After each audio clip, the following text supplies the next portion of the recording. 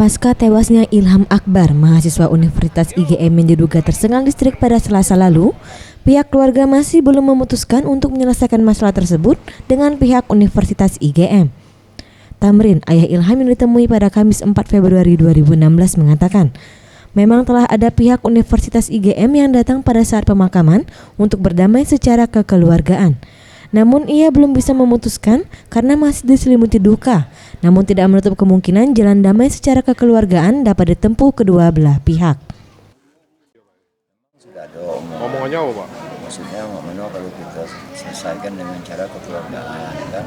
Tapi aku belum bisa memutusnya. Masa sih mau memutuskan masalah kalau anak belum dikuburkan? Benar ya?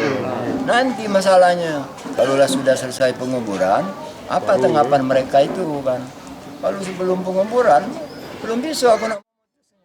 Saat ini Polresta Palembang masih melakukan penyelidikan dan tim Lab 4 telah melakukan olah TKP untuk mengetahui sebab akibat tewasnya Ilham. Farah Dwi Satria, Sriwijaya TV.